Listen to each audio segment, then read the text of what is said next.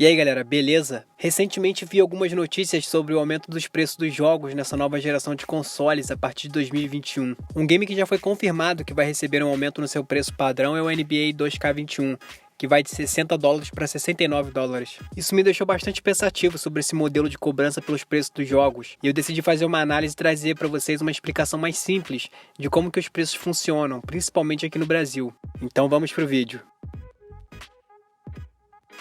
Primeiro de tudo, precisamos ressaltar que o mercado de games não define os preços pelos custos para produzi-lo. Nas finanças de uma empresa padronizada, por exemplo, o preço de uma mercadoria é dado pelo custo de produção dessa mercadoria mais uma margem de lucro definido pela empresa. Ou seja, é um modelo simples que você não precisa ter muito trabalho para conseguir obter um preço.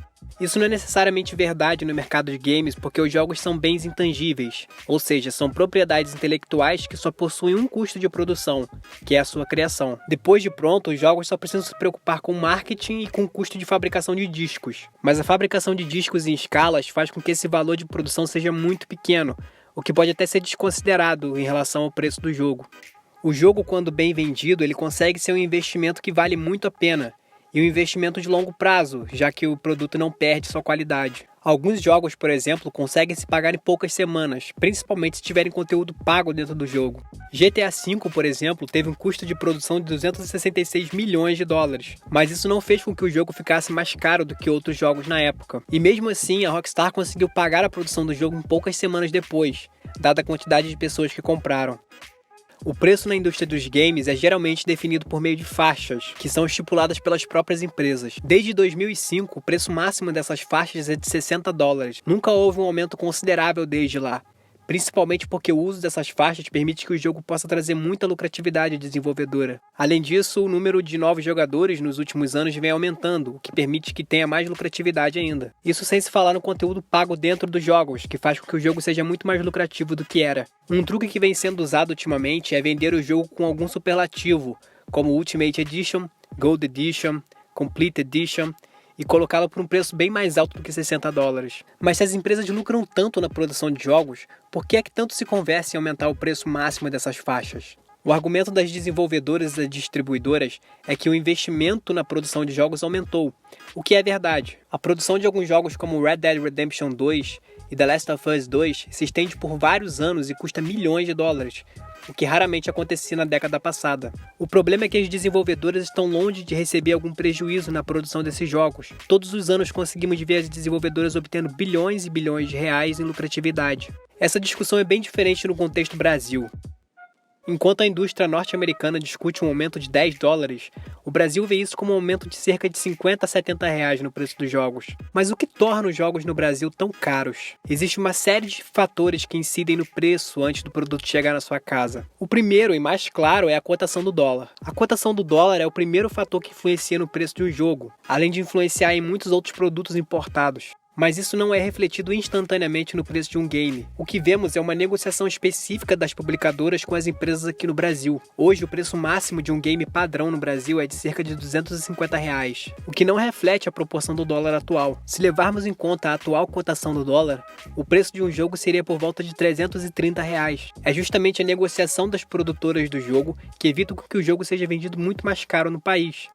Se um preço de um jogo fosse refletido exatamente pelo preço do dólar, teríamos uma inconstância muito grande no preço, além de um valor muito alto para ser demandado. Mas um aumento muito grande no dólar vem acontecendo, o que torna inviável para as produtoras vender o jogo a R$250, o que provavelmente vai levar a um aumento desse padrão e vai se tornar bem mais caro na próxima geração. Outro fator importante são os custos de importação. As lojas de jogos no Brasil geralmente precisam obter o jogo via importação, e os custos de importação podem se dar de diversas maneiras. O primeiro fator que incide na importação é o imposto de importação. O imposto de importação também é chamado de II, e é o imposto do governo federal que incide sobre produtos importados. O objetivo desse imposto é regular a balança comercial, ou seja, fazer com que os preços dos produtos de fora se adequem aos produtos do mercado interno. Caso contrário, todo mundo compraria mais barato de países com preços mais acessíveis. Para cada produto que é trazido para o país, há uma lista específica com todas as taxas e cobranças. Outro fator que podemos citar é o valor do frete internacional. Esse é o valor pago diretamente às transportadoras por trazer o produto ao seu país. É basicamente todo o custo que eles possuem com o transporte marítimo ou aéreo. Além desse frete, também há fatores como o pagamento de taxas para o porto ou aeroporto. Essas taxas visam os custos de alojamento do seu produto, licenciamento e movimentação de cargas. Esse encarecimento é muito mais claro no lançamento de consoles. A importação desse é mais cara no Brasil do que o normal, principalmente porque o peso e o design desses exigem muito cuidado. O console só consegue ficar mais barato quando começa a ser produzido no Brasil, o que evita taxas de importação e só incide em taxas normais. As principais taxas domésticas, ou seja, do mercado interno, são o IPI e o ICMS. O ICMS é o Imposto de Circulação sobre Mercadorias e Serviços. Esse imposto pode refletir cerca de 5 a 18% no valor do jogo. Depende muito de cada estado, já que essa é uma taxa estadual. O IPI, por outro lado, é o Imposto sobre Produtos Industrializados.